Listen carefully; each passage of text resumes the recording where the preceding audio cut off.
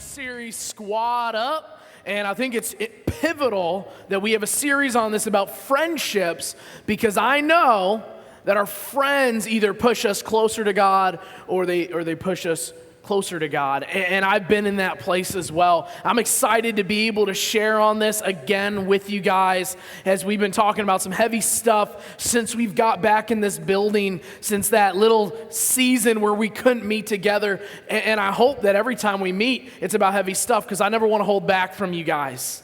You know, I don't want you guys to walk out and think, man, they just kind of powder puff that. I want you to walk out and say, you know what? I might not agree, or that kind of hurt, but it was truth, and you needed to hear it. So I want to talk about friendships, and specifically, before I go any further, I want to talk about feuds. Because I think people love little feuds, and if I confess it myself, I don't mind a little feud, a little competition. I mean, is it Chick-fil-A chicken, or is it Popeye's chicken, right? Wait, what do you say? Chick-fil-A, closed on Sunday. Okay, is it Chick-fil-A? Is it Steph Curry or LeBron James? I mean, that's easy. It's Chef Curry. You know, is it Marvel or is it DC? Right, Marvel. Yes, we have any DC people in here. Yeah, exactly. One DC. Okay, love you though. Happy birthday. Okay, so here's the thing. There's nothing wrong. Oh, I even wrote on here for all our people that are into this, Hamilton versus Burr. Who here likes Burr and who Hamilton? Okay, I will never watch that. But here's the reality. Do you guys know of any famous feuds or favorite feuds that you guys like? Just throw it out to me. Yes. Oh, the Christmas battle? Yeah, Justin Bieber or Selena Gomez. That is a good one. Yes. Okay, yes. Is there any other feuds you guys can think of? Yes? Anyone? What? Batman versus Superman. Ooh. Batman is pretty awesome. So we have some things that we like and we have fun with, and I know these are fun feuds, and some of them might be serious to you, but I think about this. There's some feuds in our life that aren't good and aren't fun, mainly with relationships. I remember a time when I was about 19 years old, and I was at college, and I had just given my life to Christ maybe 6 months prior, and I made my first real Christian friend. Like, legit. I'm like, Christians are friends? Like, what do you do if you're a Christian as a friend? Like, I just thought you went and read the Bible the whole time. Like, hey, let's read and not do anything else. Like, I had no idea. And so I meet this guy. He's from Boston. He's got some attitude. And we're talking. We become friends. Well, the thing is, he almost gets kicked off the team.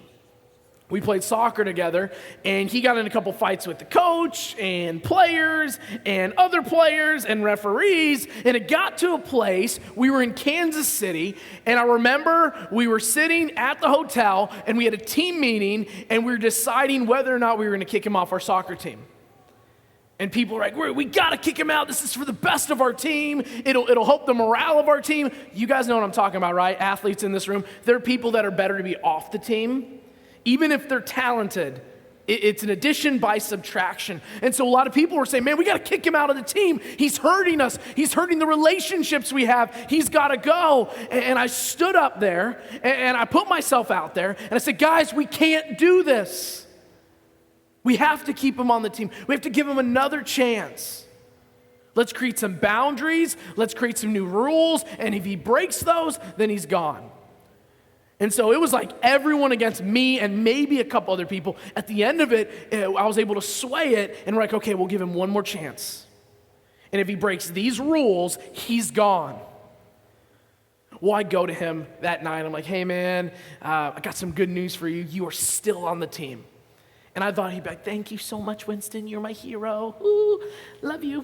No. I don't know if anyone sounds like that, by the way. I went to him. And he's like, dude, I didn't need your help. I didn't need you to fight for me. I don't need anyone to stand up for me. Why'd you do that? I'm like, man, I put myself out there for you. I literally even threw my reputation out there for you, and this is how you're treating me. And at that moment, we had a huge clash and a relationship broke. My first real Christian friendship, and bam, it was broken. Guess what? I was dating at the time my girlfriend, which is now my wife, and he was dating this girl, and now she's his wife, and they were good friends. And has anyone had a situation where friendships got a little fractured, and then you were dating someone, and then maybe they're friends, and then it's now super awkward in that relationship? So it caused all these issues, and my wife and his wife, girlfriend at the time, they ended up getting really uncomfortable in their relationship. Because they're like, oh man, like we can't go there. We can't talk about Winston. And his name was Mike. And so I think about that hurt. And let's be honest in this room, okay? And I don't want you guys lying and be like, oh, we're perfect. We never have issues. We got people in this room that have had some pretty big feuds with your friends. We got some people in this room who you've had these issues, and some of you, let's be honest, you have not recovered fully. Or maybe you're friends with them, but it's at a civil distance. Or maybe it is where there's just not the trust. Or maybe you guys are cool and saying hi in the halls, but you guys aren't there again. Maybe some of you are back to normal, even stronger. But the reality is, if you have a close friend, you most likely at one point in that relationship will have a feud. Am I wrong? We've been there. I have been there. And so we talk about squad up and we're better together. We have to realize that we have to work through some times in our life when we are not getting along. And so I want you guys to imagine with me for a second. I want you to imagine that we have these giant blocks. And I'm just going to make up a scenario, okay? I'm going to make up a scenario, and let's say some of us, we have issues, and we can maybe use, oh, hey, ladies, welcome back. And let's say that we have a box here, and the first box that created an issue with that friendship is gossip, that you heard that they said something about you, and so let's put one block down. And so that's where it starts. And I want you to imagine again, now a second box. And now it's just not gossip. Now there's jealousy because that person is just loved by everyone. So now that got a little higher. And then I want to put another box up there. Now there's misunderstanding. Everything's taken out of context and you're hearing things that aren't necessarily true. And then you think about it, throw some other things that are issues with the relationship that has happened. You guys just throw them out to me. What are some things that have happened in a relationship where you created kind of a tension or they created a tension between that relationship? Words are exchanged. You notice the boxes keep getting higher. And if we don't face it, it'll create a wall. And so there's a wall between our relationships. And I think about that. There's so much more that God has for relationships than a feud and these walls between us. Let's have a quick review from last week. We talked about Paul in the Ephesians, and Paul, he wrote this letter to the church of Ephesus, and the people of Ephesus were called the Ephesians, and essentially he was saying these things. He was saying, and I almost say this every single week, and you guys are like, Winston, you're a broken record. The church is not where you are right now. Let's rip everything out of this room. The church is you. You are the church. Because there are other churches that are beautiful or bigger or smaller or more in the country. The church is the people. And so what he was telling them is we are all part of God's family. We are his community. And it's not this, it's this, it's that. It's our interaction and our relationship with each other. And at the time, and again reviewing, and you might remember this, most people couldn't read at this time. They were illiterate. So they would literally take the Bible, and people would come to church, and they would read it verbatim. And what they would do is hopefully they would remember what was said there, and people would encourage each other and say, oh, you remember that part, you remember that part. But it was all from what they heard. You had to be wealthy or even more wealthy to be able to be educated or purchase a book in order to have those resources. But at the time, most people didn't have them.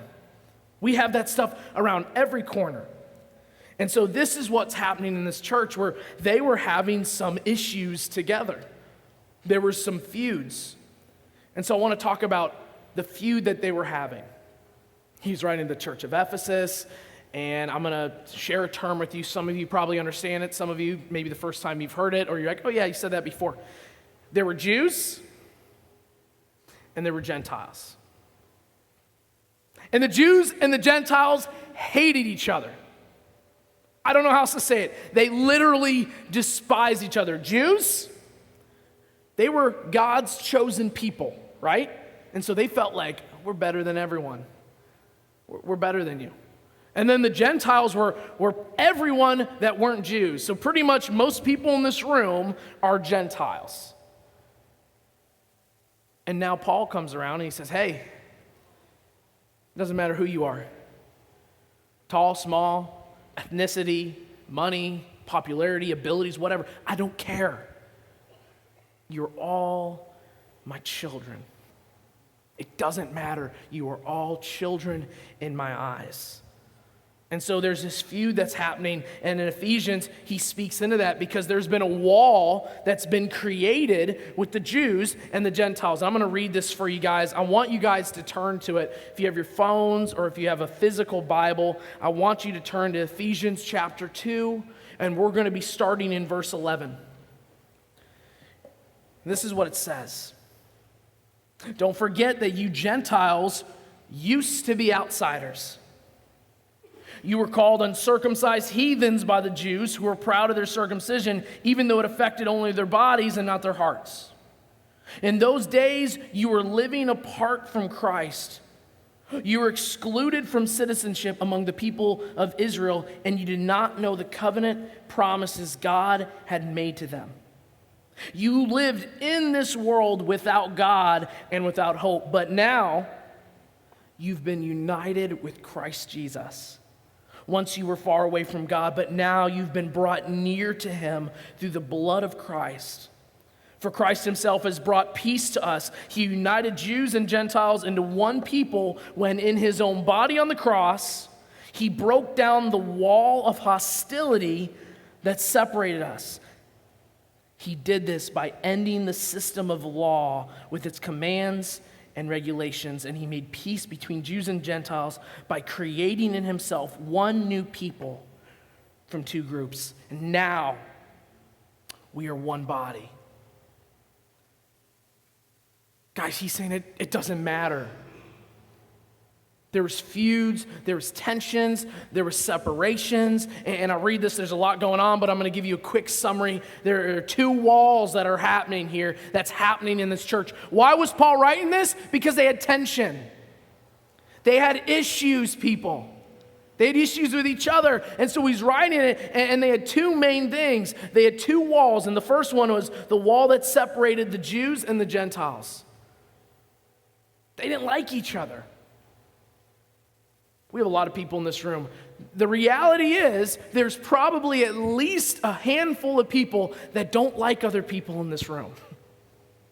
Okay? And most of the time people tell me, I know you. Like, look what she's wearing. Guys are just like, cool jersey. Like, okay, here's the reality. And that's only you, Tyler. Okay, but here's the thing. I love you, dude. I love you. Good for you and Jaden. Okay, anyways, so here's the truth. There's a wall of separation with Jews and Gentiles, and then there's a wall that separates us from God, and guys, you better calm me down because I'm passionate about that second point today. There's a wall of separation between us and God, and this wall has been built by sin. And no one likes to talk about it. Wait, you're telling me there are things that aren't honoring to God that I do? Man, I wish when I first gave my life to Christ that someone told me that my sins create walls and separation between me and God. And people think like, well, God will just forgive me. Guys, he will, but not if you say, oh, he's just going to forgive you. There has to be a pursuit of healing and changing. You can't just be like, hey, I can just do whatever because God's going to forgive me. No. Guys, the cross is strong. But God desires for us to fight for change. And there's a wall that happens if we don't do that. And when we read in the scripture here, it shows us that God, He has brought us back together. He has saved us from something. Guys, He's actually saved you. Think about people in this room. I bet a lot of people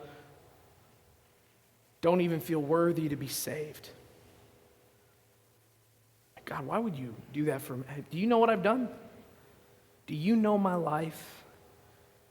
Do you know the insecurities that I possess? Do you know the words that are going through this mind at this moment? God says, I don't care.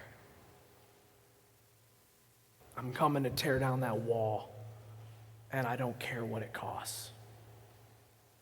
The cost is Jesus. It was the greatest cost that He could have paid. Guys, sin is something we need to be saved from. It's the thing that robs us from connection with God.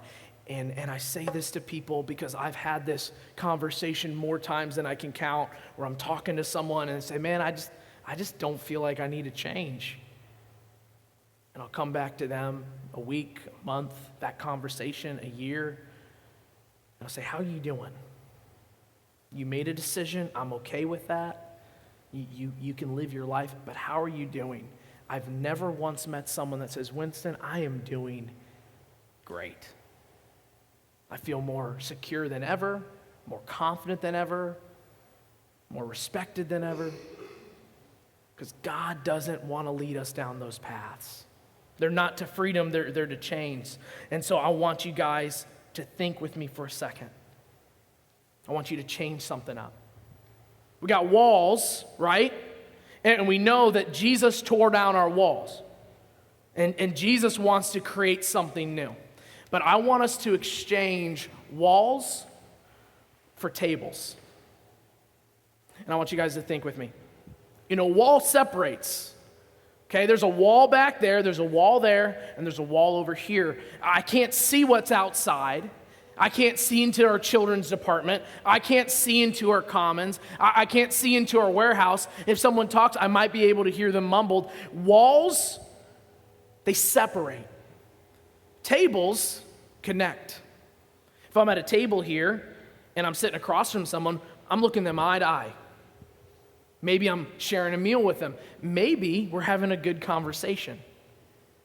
And so we got to exchange the walls for tables.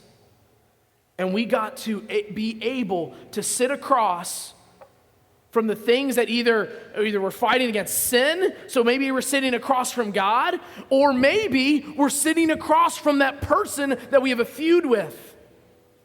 We talk about squad up.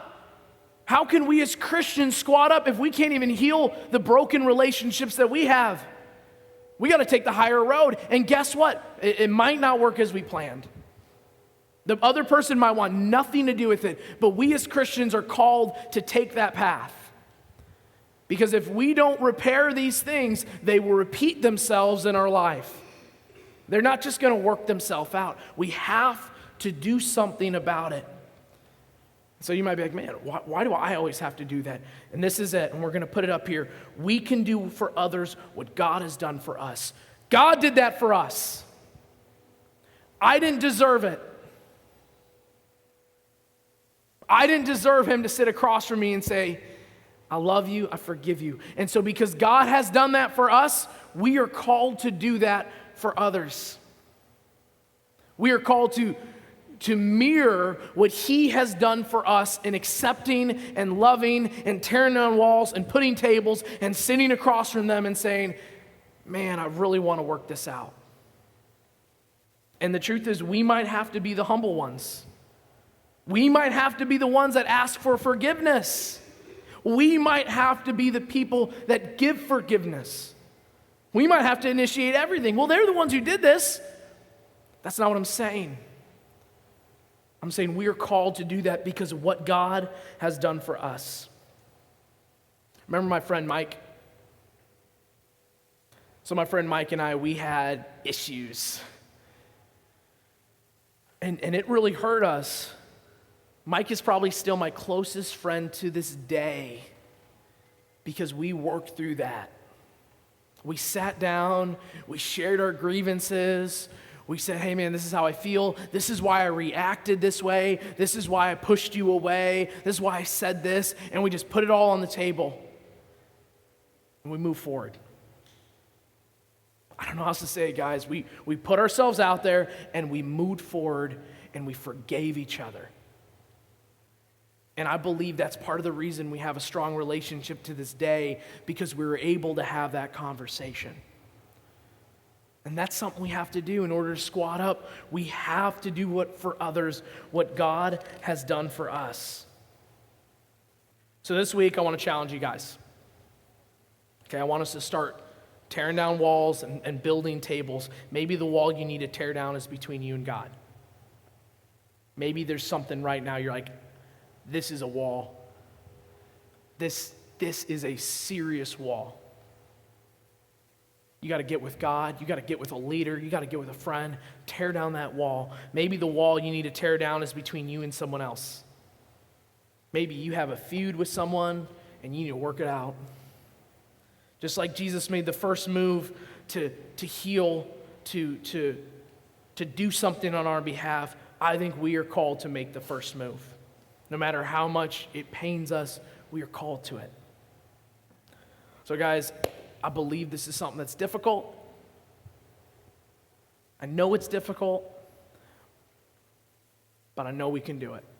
And if we get that in this room, we're going to avoid a lot of pain, a lot of heartache in our lives because God has destined us to take the high road. Let me pray for us. God, thank you again for allowing us to talk through this series, Squad Up. And I think about the extension of grace and that wall between us and you or us and someone else. I pray that we humbly pursue the thing in our life. Maybe it's both. Maybe we have both those walls up. I pray we tear them down. Whatever it takes, I pray we tear them down. God, thank you again that we could be in here. I think of the songs that we were able to sing to you.